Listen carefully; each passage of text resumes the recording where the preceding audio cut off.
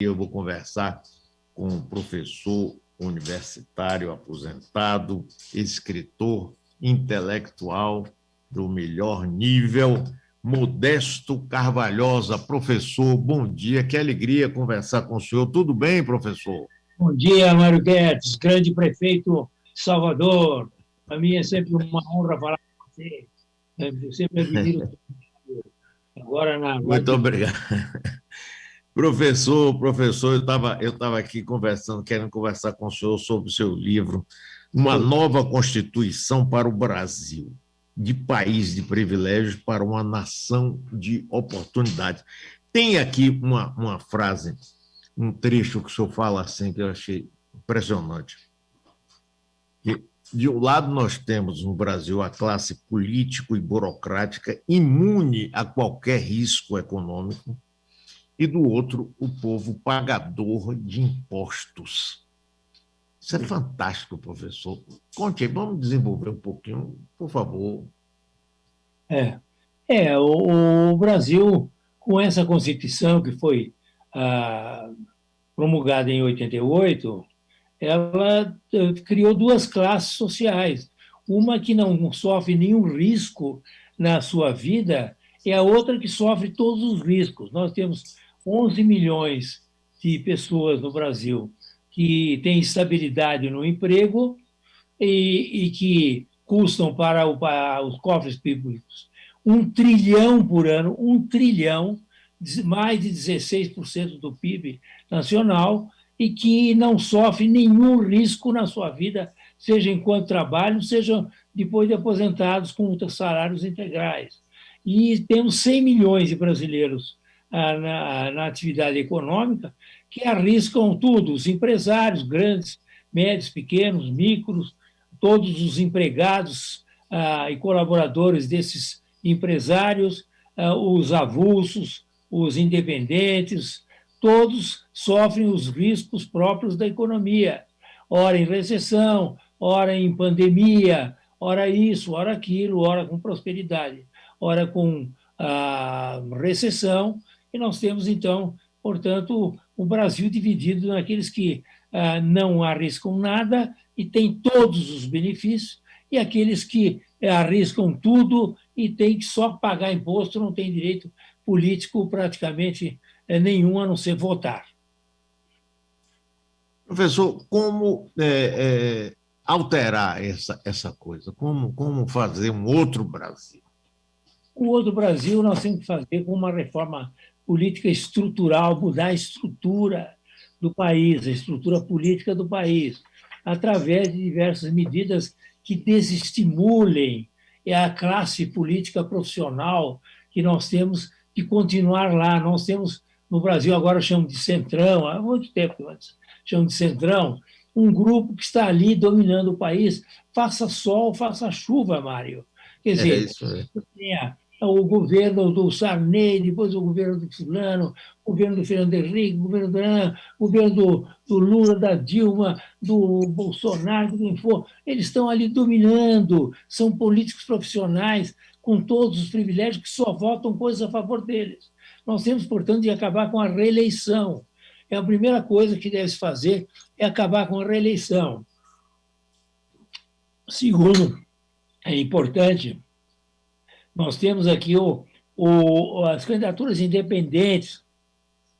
Podemos ter candidatos independentes, não ficar só com candidatos partidários, porque nós temos no Brasil uma partidocracia ao invés de uma democracia. Isso é muito importante. Depois, temos que ter o voto distrital puro, acabar com o voto proporcional, que esse você, num partido, você elege alguém com 15 mil votos, no outro que tem 150 mil votos não é eleito. Então, você tem disparidades de votação, o eleitor não vota em quem tem mais, não elege em quem tem mais votos, mas quem está ali no jogo do partidário. Nós temos, portanto, ter o voto distrital, o voto não obrigatório, candidaturas independentes de partidos, é muito importante isso. Nós temos que também admitir a perda de mandatos dos deputados por votação dos próprios eleitores do distrito, que coisa que nos Estados Unidos faz. A eliminação, Mário, é muito importante, a eliminação das emendas ao orçamento, que agora estão em 37 bilhões, que são desbaratadas das políticas públicas.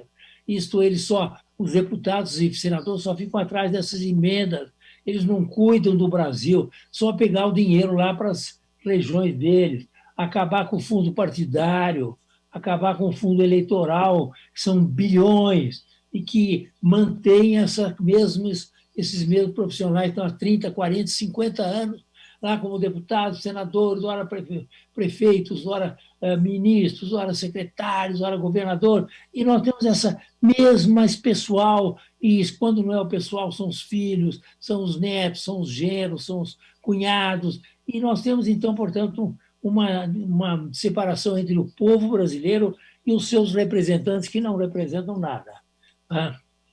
Essa é a minha opinião. Eleição obrigatória. Voto obrigatório. O voto obrigatório, desculpa. O voto obrigatório teve um grande valor no Brasil, não vamos negar isso. Sim. Porque o voto obrigatório arregimentou todo o povo brasileiro a votar. Hoje o povo brasileiro sente como um dever seu votar, portanto, esse voto obrigatório teve uma função política muito importante, não se pode negar. Agora estamos na hora de não ter mais o voto obrigatório. Chega do voto obrigatório, você nem tem que obrigação de votar ou não, ou vota quem acha que deve, naquela determinada eleição, votar ou deixar de fazê-lo. Onde que eu acho que é um momento histórico que nos liberte dessa obrigação, desse dever, mas não negando o grande trabalho que foi feito no voto obrigatório para a mobilização da cidadania brasileira. Eu estou conversando com o professor Modesto Carvalhosa. Professor, agora, como fazer uma reforma dessa natureza, já que a gente vê, quando tem um candidato, vamos supor, o candidato a presidente da República, sem precisar dar nome de ninguém, ele tem propostas, vamos fazer, vamos mudar a reforma administrativa, a reforma partidária, etc, etc. Chega no governo, desbarra no Congresso Nacional, que ou ele vai lá e faz o acordo e cede essas emendas. O senhor viu a dificuldade de sancionar o orçamento desse ano, foi sancionado ontem ou antes de ontem, em abril, não é? E esbarra com esse Congresso e aí tem que se render, todos eles, todos. E aí, presidente, professor, como é que a gente... Nós temos que realmente fazer... Nós estamos numa fase em que o Congresso não tem nenhuma ligação com o povo. Não há uma ligação entre a sociedade e os seus, assim chamados, representantes.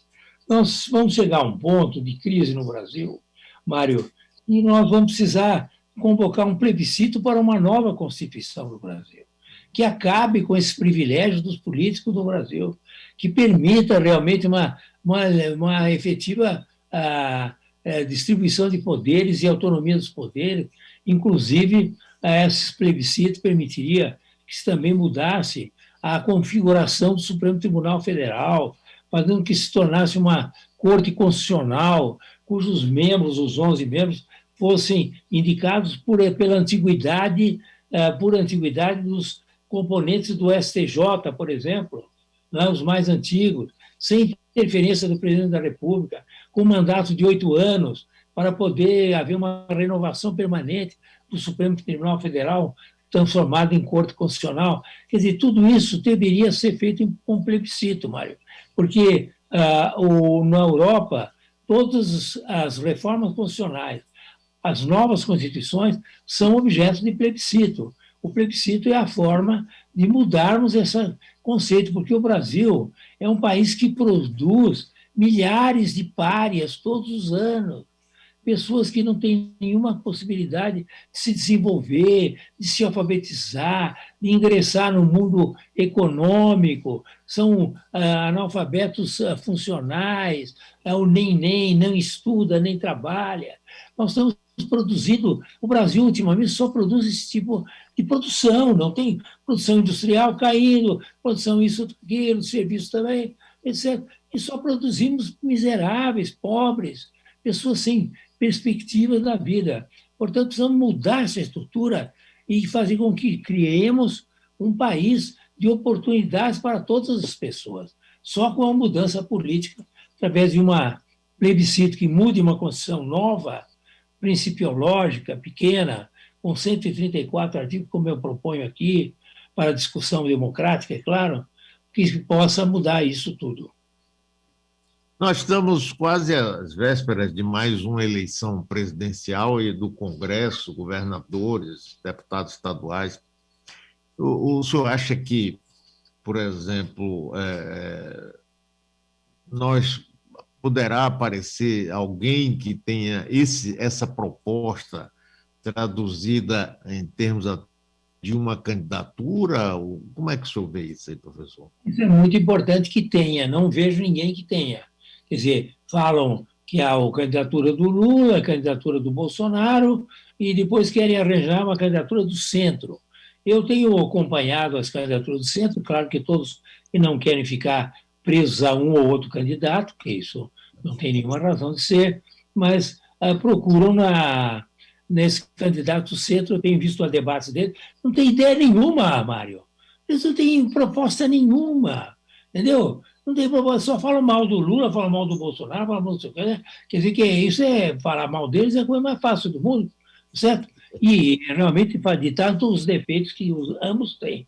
Porém, agora precisamos ter um candidato que tenha uma proposta desse tipo, uma proposta estrutural, que possa mudar a estrutura do Estado, a estrutura das relações entre Estado e sociedade, entre nação e governo.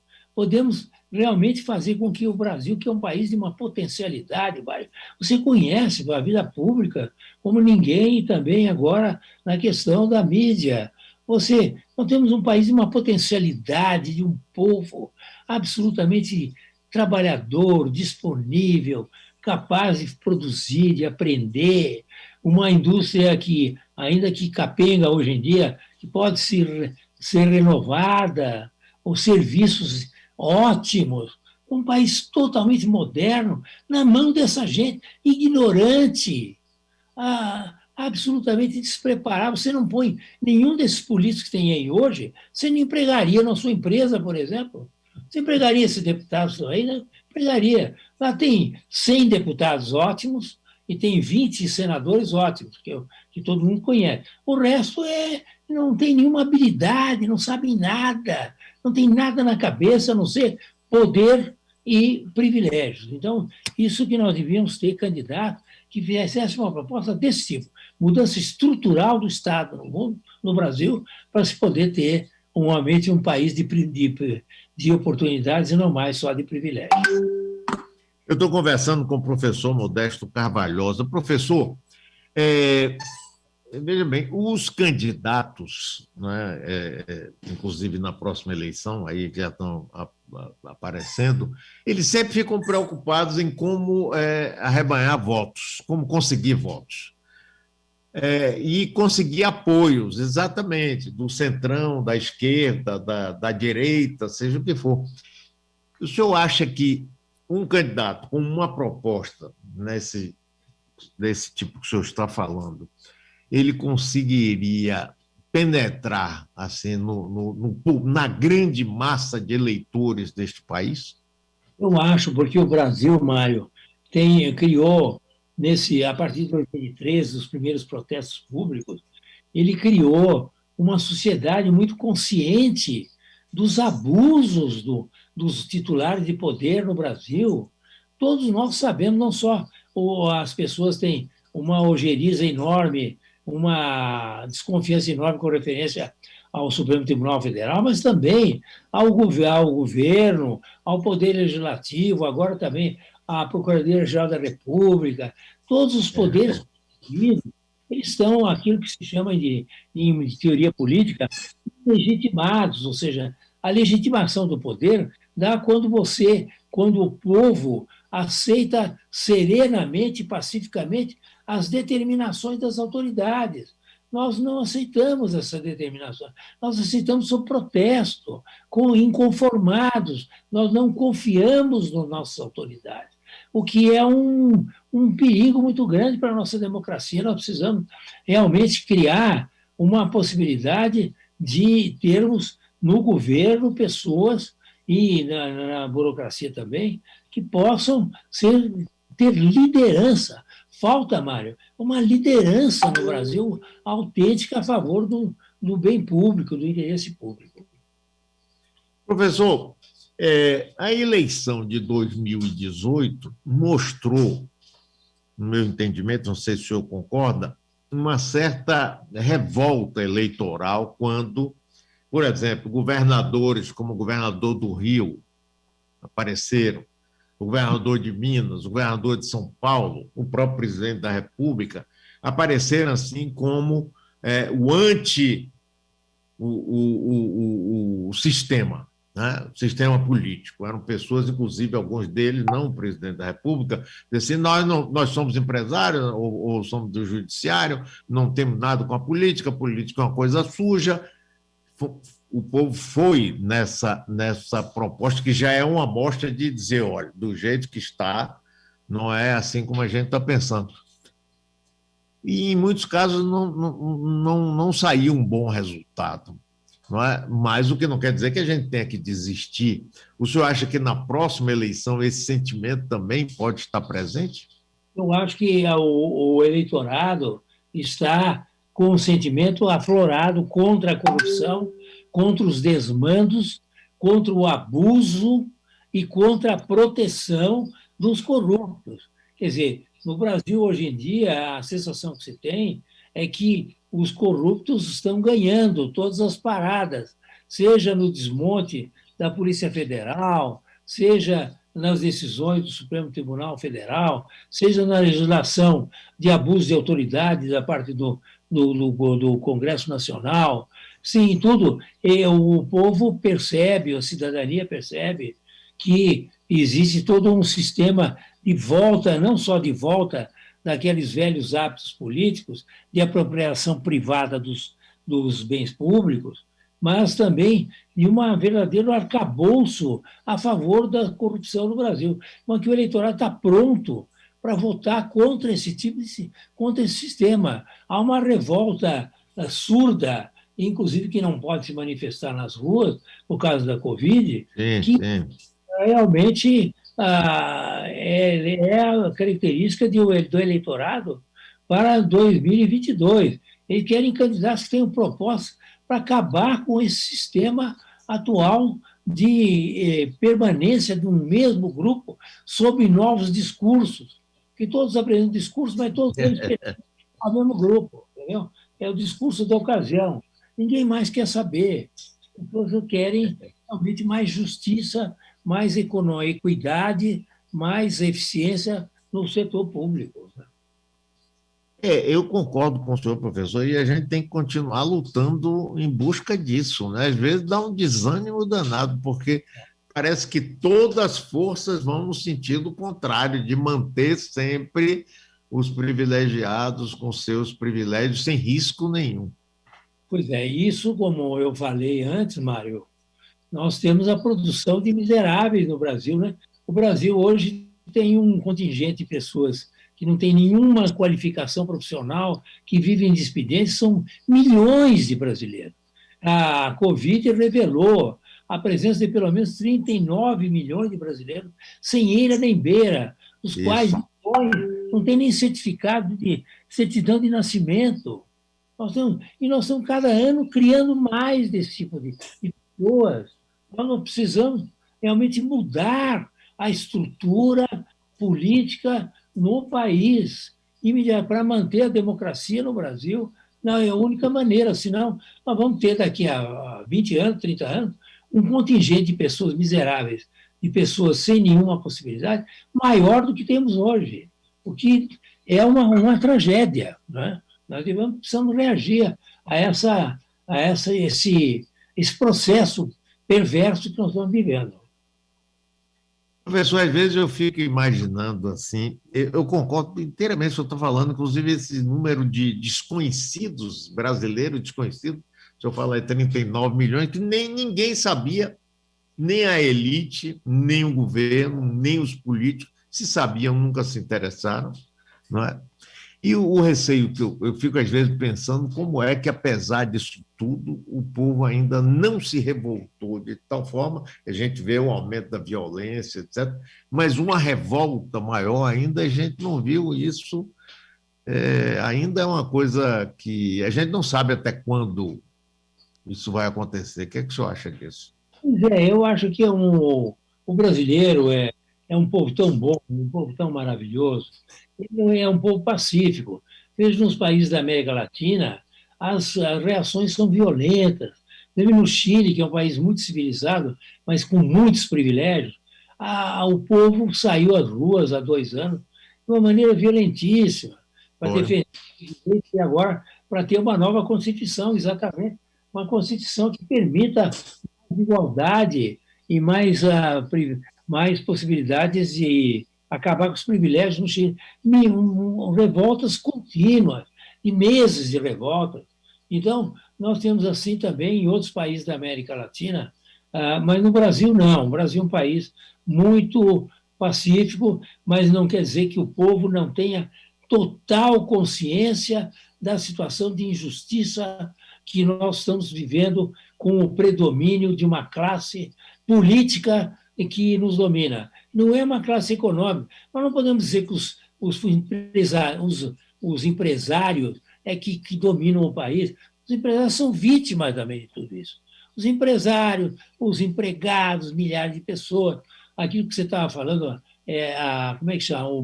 O ministro Guedes é que deu o nome deles. Como é que é? Não era anônimo, não. Tinha como é que é os 39 milhões eu também me esqueci agora, tem um nome de desconhecido, não. Invisíveis. Invisíveis. Aí um invisível falou para a gente. Invisíveis. Mas é isso aí, nós temos que, realmente, o povo não é um povo de revoltas, mas é um povo que sai às ruas e que sai pacificamente às ruas e que vale a revolta. A saída das ruas, que agora não pode ocorrer, é uma forma dos governantes perceberem que aquilo é uma revolta, ela não precisa ser armada, depredar, incendiar, mas aquilo tem que ser levado em consideração, tá certo? Porque, como está, nós vamos caminhando para trás. Mário, nós temos uma questão importante, que nós não estamos mais num país emergente, nós estamos num país emergente no Brasil. O Brasil é um país emergente, está emergindo, está saindo de uma posição econômica no mundo de 10ª economia para a 12ª, assim vai caindo economicamente, vai caindo por causa desses políticos que nos dominam há tanto tempo. Professor Carvalhosa, que alegria conversar com o senhor, viu? Muitíssimo obrigado. O senhor está se cuidando bem, não está? Estou me cuidando bem, já tomei as 2 vacinas, estou ótimo. E olha, é um prazer de falar com você, Mário, eu sou um grande admirador de você, pelo grande trabalho que você fez a favor de Salvador e pelo trabalho que você faz hoje na mídia, que é um trabalho muito bonito, viu? Muito obrigado, professor. Ok. Um abraço. Um grande abraço para o senhor, professor. Uma alegria enorme, viu? Obrigado. Obrigado. Obrigado ao senhor.